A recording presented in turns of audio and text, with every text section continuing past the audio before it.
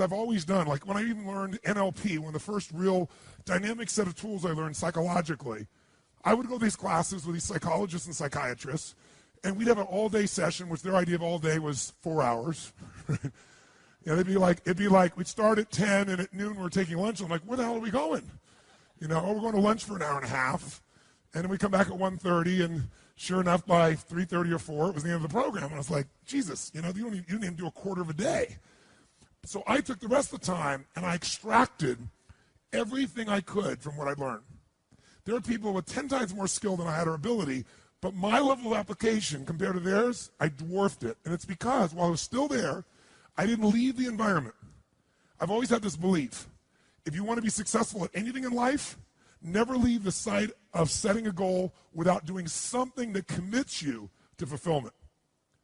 If you you're in state, right, when you do something. While you're in state, that's the time to commit yourself to something that makes you follow through. How many know what I'm talking about here? Say I. So I'd call somebody up, I'd schedule something, I'd lock in the next meeting, I'd sign up for the class, I'd enroll the guy who was going to mentor me, I'd set the meeting with a mastermind of people I met. I did something so that whatever I committed to, there was something when I went home that would pull me there. It's structure. In fact, I'll give you 5 C's to RPM just as a quick warm-up for you. How's that? If you don't remember, it'll be okay, but it'll be in your unconscious for when you go work with a coach. These are the 5 C's.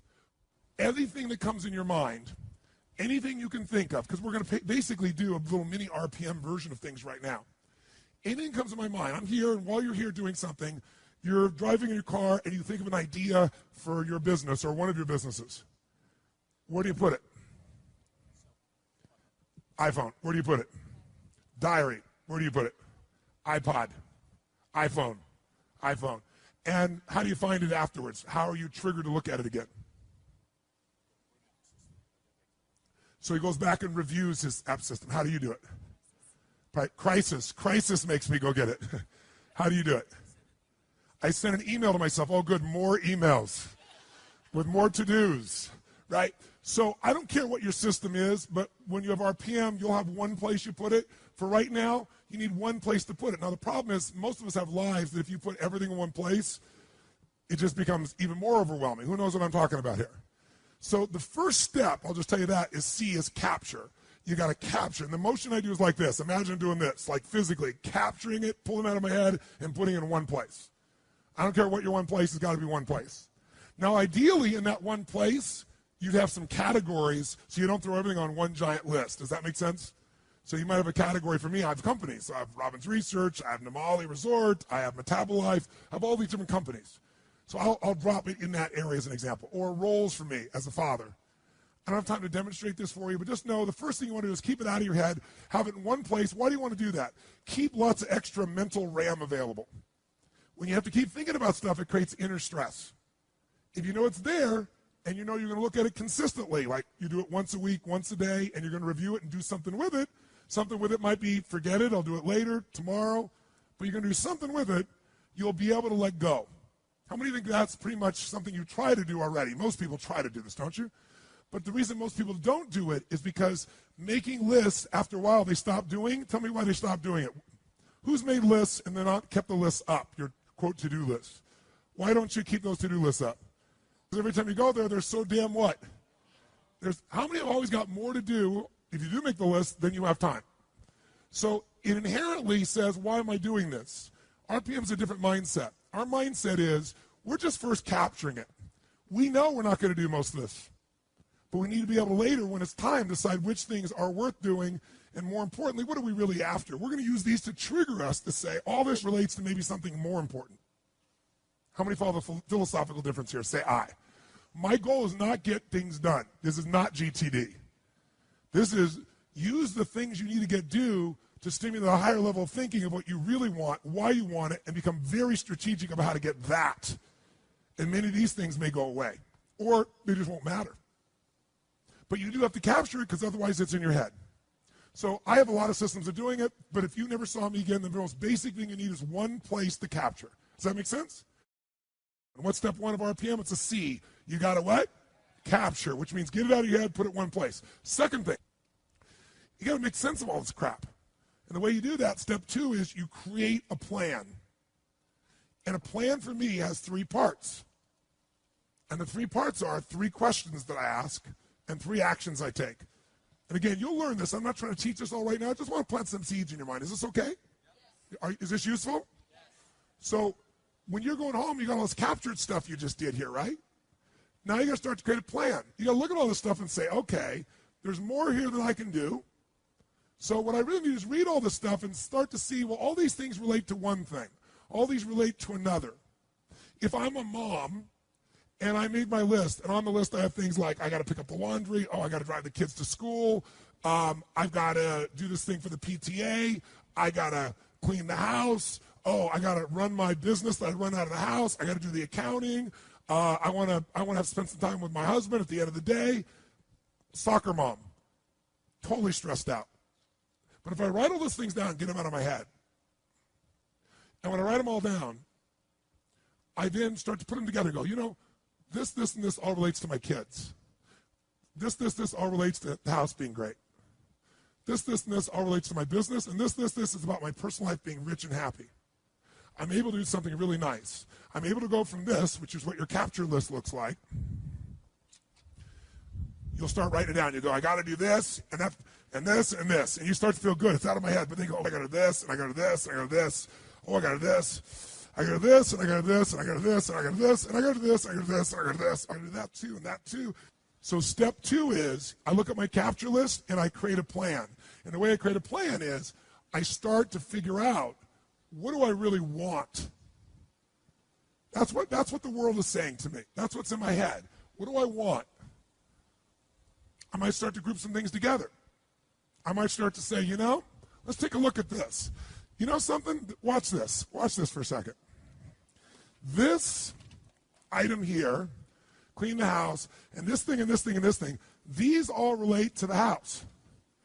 And my outcome there is I want a magically clean house because, why? It makes me feel fully alive.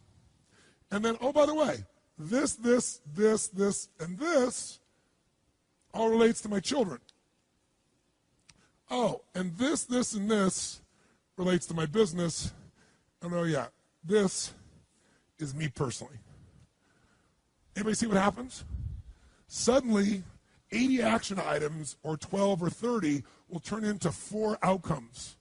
There's something here that I want for my home. There's something I want here for my kids. There's something I want here for my business. There's something I want for me. And what that does is now I can start to go, okay, instead of reading all these items, what do I really want for my kids? What's my outcome this week or today? And you get really, really clear about what you're after. You use this to take you to another level higher. Use this to trigger a higher vision instead of letting this limit you. And once you know what you want, that's the first question. So create a plan has 3 questions to it and 3 actions. First question is, what do I really want? How many of you would feel different in your life just by this language change? What do I have to do versus what do I really want to accomplish? Would that change the way you feel about your life? Yes or no? Yes. How does it feel with have to do?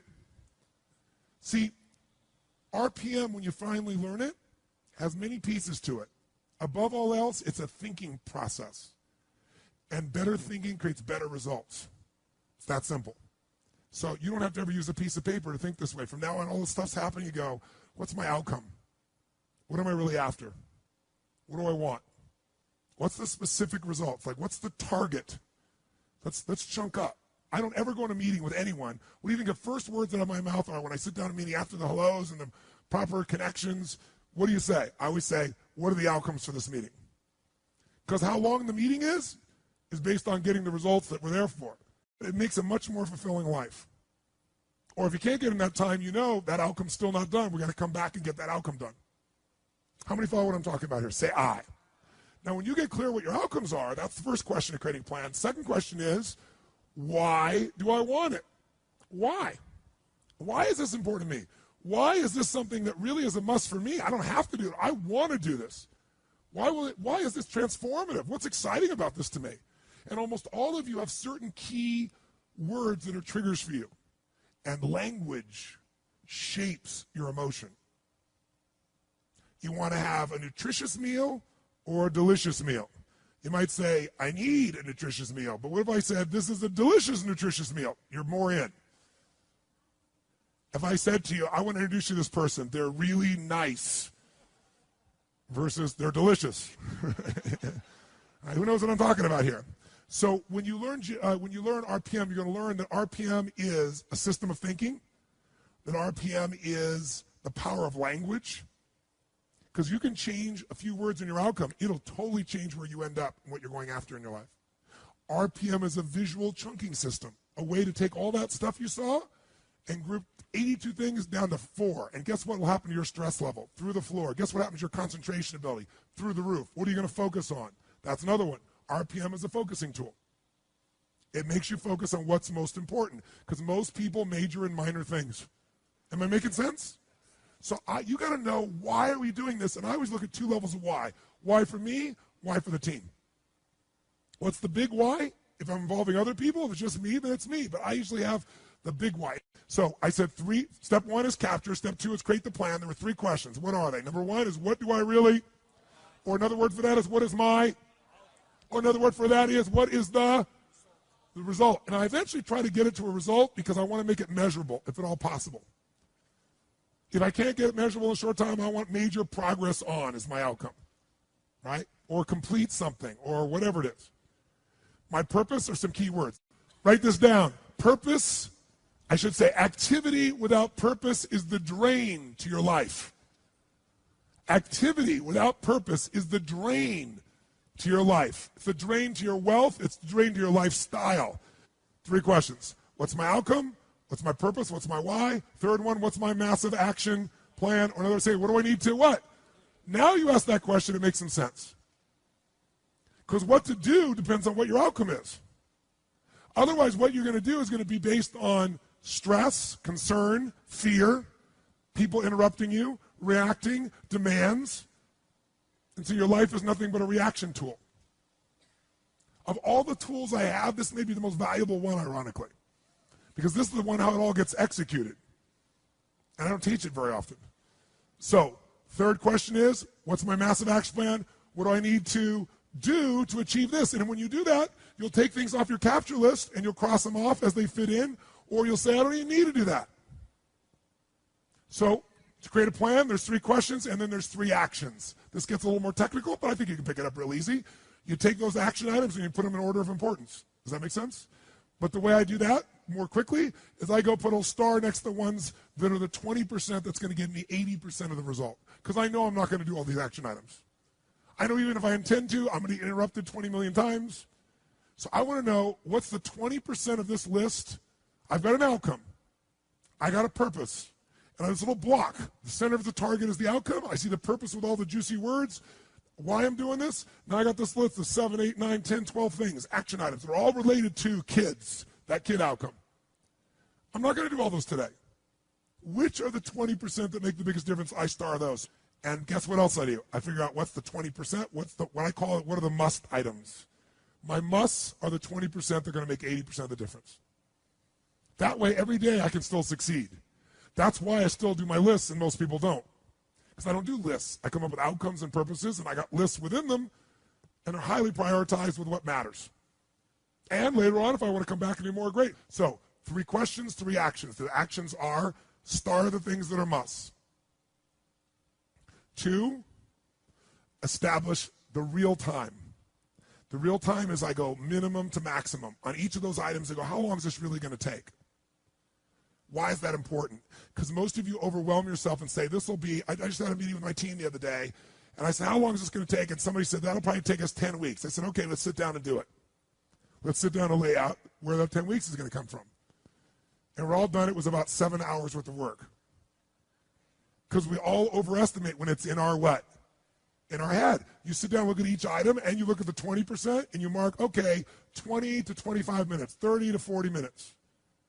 And by the way, at the end of the day, what do I look at? What are my start items? What's the minimum time necessary to get that result? That's what I go do. Same thing with my week. So, 3 questions. I create a visual block where this separates from everything else. Below it, I'll spell space, and I'll create another block. When you learn RPM, you'll see that visually. I don't think I want to throw up for you right now. But basically, in the center of my page, I see the target of what I'm after. I write my result. To the right, I write my juice. Purpose, to the left, I put my action list. Put in order of importance, boom. Asterisk, boom. Minimum must time, I'm ready to rock and roll. Here's the third one, leverage. Leverage is critical. You know how I get so much done? Because I don't just get it done. I know the outcome, I know the purpose, and I look for leverage. Leverage is different than delegation. What's the problem with delegation? Delegation is you have all that needs to be done, so you give it to someone else, and you tell them what needs to be done, and when they don't do it, you're pissed off. Leverage says, I can move the biggest boulder in the world with a little bit of effort if I get something I can do it with, but I'm still part of it. So leverage is, if I'm going to leverage something here with Tom, I'm going to make sure Tom understands the what? The outcome. I want to make sure Tom understands the purpose, the why, and the action. But I might say to Tom, if you can get this done without this action or better action, go for it, baby. And I want to talk to you on this date, and we got to promise and we're going to check in before it's needed. So there's no surprises. And if you're having problems, Tom, come back to me because we're partners on this. That I call leverage, different than delegation. Who sees the difference here? Say I. So 3 questions. What creates the plan? 3 questions with a block, 3 actions. Where's my must? What's my minimum must times? Where's my leverage? And you know what I do when I have no time? There is time. I just got to leverage it. Now, you say, I have no one to leverage it to. You know, Shane over here, right? I got all the stuff he wants to do. He can't leverage it. But Shane's answer was, hire somebody. Then he thinks about what it's going to take and goes, $125,000. Can't do that now. He's getting caught up in one way to get the outcome. Leverage. He goes through his list and goes, what if I got someone to do 20% of this stuff? I could spend 20 grand to get that much freedom. I could pay for it times 10. And if I'm really productive, my productivity should enhance the world, not only my clients and customers, but it should provide jobs for other people. And if there's anything you hate to do, it's because you're either ineffective at it or you don't think it's very important, but it is urgent. So you need to hire somebody for those things. And ideally, somebody who loves that job. You're never going to grow when your time is eaten up for activities that aren't that important. Activity without high levels of purpose is the drain of your fortune. Do it now. If you can't get it all now, do a part of it now. Leverage is power. Leverage is ultimate power.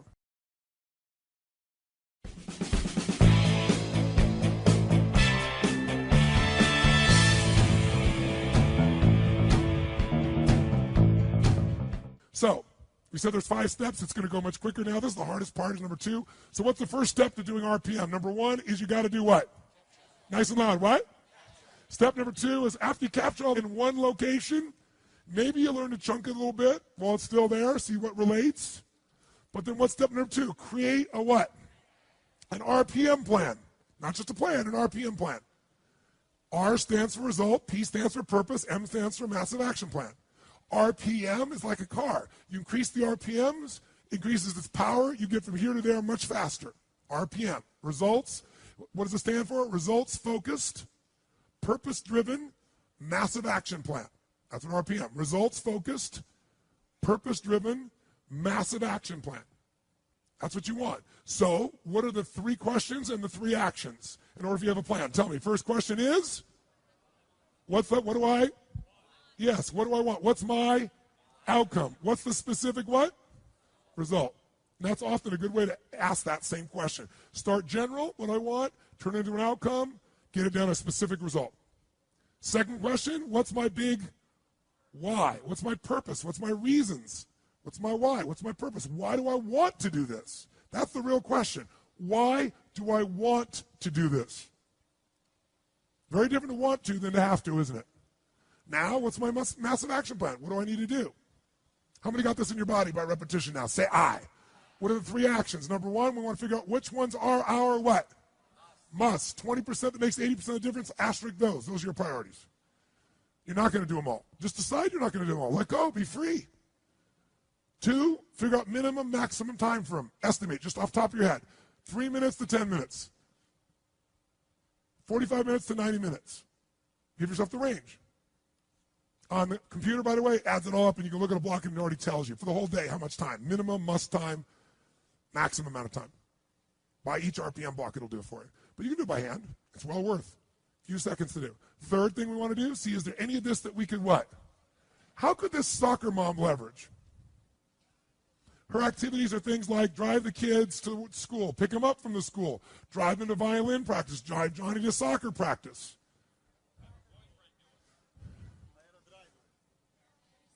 A driver. Said in perfect Russian. Could you do a carpool? Could you trade days? Yes. So that when you're doing it, could you do the morning and someone else did the afternoon? If you were really looking at this, there's ways to do it. And by the way, could you get your outcome with your kids in the morning session so the afternoon you really felt like you connected? You made more of a difference in that morning than if you've been driving them all day long, stressed out. How many follow that? Say I. I take people like this, and I can show them the real times that it takes to get their job done, and they tell me you have no time. You know they have no time? Because guess what they say to themselves all day long? I have no time. And they're so stressed, they eat up all their time telling themselves how they have no time. They think about it, they have no time. They eat up all their time. They don't think efficiently, and they don't leverage anything. If you do these first two steps, would you be light years ahead of anybody else around you to think yes or no? Third step, commit and schedule. 3 C's so far. Capture, create the plan, commit and schedule. Let me tell you what I mean by commit. Commit is, now that I've got these, let's say, 6 outcomes for the day. Does that make sense? 6 outcome blocks. Each one of them has an outcome, a purpose, might have 4, 5, 6 action items in it. I know the most important ones. I might look at those and go, some of the stuff is scheduled. Like I have to do this at 3 o'clock today. So you lock that in your schedule. You put in what we call the big rocks first. Some of you know this metaphor. If I take a glass over here and I take this glass and I start to, see if I got a glass over here, show you what I mean. Yeah. So assume I take this glass over here and it's already this full, and then I start adding items to it. How long before this thing's going to overflow? But if this was empty and I first take the big items, the rocks of my life, the things that I have to do that I've scheduled, they go in first, a couple rocks.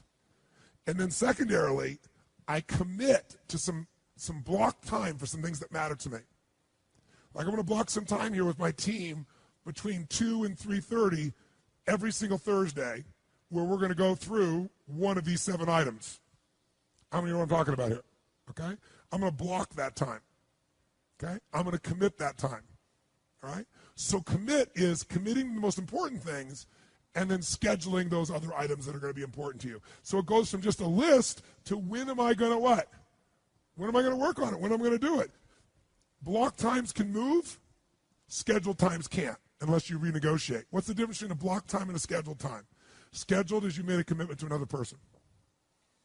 So it can't be moved without negotiation. Got to call them, got to work it out. Block time, you could move if you need to. So it has more flexibility. Make sense? And you do this, and the way to do it, we do it on the computer. It's actually fun, but I've done it on paper for years. Okay, so we got capture, pretty easy. Just get out of your head, one location. We got create the plan, 3 questions, 3 action items you're going to do there. Then you got an RPM plan. Number 3, we commit and what? Schedule. Number 4, what do you want to do? Complete and achieve. Complete the most important items, achieve what you're after. It's that simple. And then finally, the most important one of all, to me, celebrate. They're all C's. Celebrate. Why is it important to celebrate your victories? Celebrate the magic moments of your week or the magic moments of your day. Why is it important to do that, you think? Because it's what gives you the energy to go for more. Does that make sense? Otherwise, it's like, remember I told you the cheese and cracker story? You know, you're holding out to, someday I'm going to celebrate. Someday never comes. Someday leads to a town called nowhere, right? You don't want to be in that place. So you want to celebrate, and you want to celebrate the little victories. You want to celebrate the magic moments. How many breakthroughs have you had this week? Forget the things you've learned. How many of you have had breakthroughs, like insights, distinctions about you or your business that you couldn't put a dollar value on it? You know for you the value is infinite. How many got experiences like that? Okay? So if you don't capture that, you don't give yourself credit. When you don't give yourself credit, your brain doesn't notice it. Remember sitting the first day? Here's how things get created. You get obsessively focused on something. Doesn't the system help you to focus on what you want? You generate enough energy and emotion, you're totally committed, you'll do anything to achieve it. And then step 2 is execution. And step 3 is grace. But grace gets magnified the more you appreciate it. the more you notice that you're guided or that things have happened for you.